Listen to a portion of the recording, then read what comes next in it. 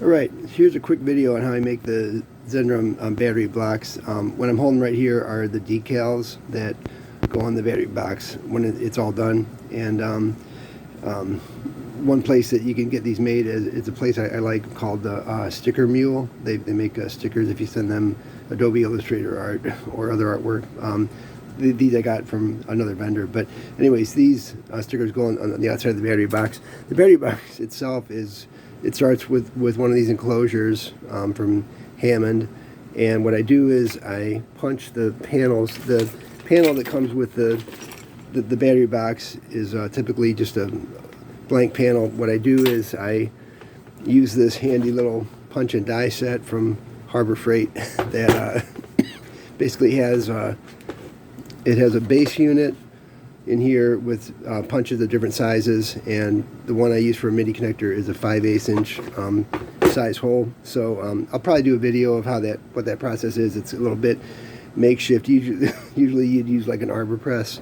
I use a big C clamp and a makeshift setup that seems to work. So once I punch the holes, the panel looks like this. So this has the two holes for the MIDI connectors that drop in here.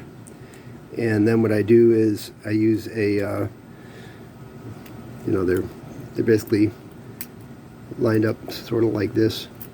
Anyways, I'll show a video when they're all done. But I use a impact punch to basically punch a little starter hole, and then I drill those out, and then I drill a hole for the on-off switch, which is one of these guys.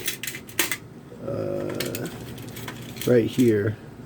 I found this really cool switch from a surplus place here in Cleveland called Electronic Surplus that I like a lot, and they have a lot of cool parts. So I found this really nice little small switch. It fits in the battery box really well, and that goes in it goes in the panel. There's a hole that'll be up here that I'll drill. So once I get the MIDI connectors and the switch installed, then I wire it up and I'll shoot a video of that.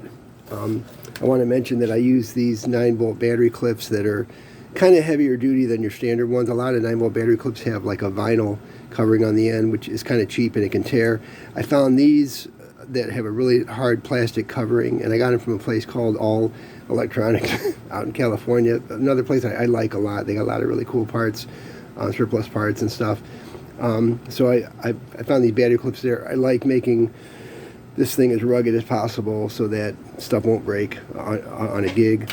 And when the battery box is, one thing also that I add to it is this belt clip, which is right here. It's from, I believe, Hammond Manufacturing. So this belt clip goes on the battery box and on the back of it. So I'll probably shoot some video on that.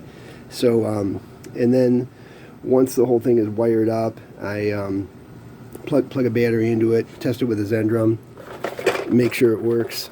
And then I also include these 1 foot, it's probably the world's shortest MIDI cable, almost. It's a 1 foot MIDI cable from Hosa.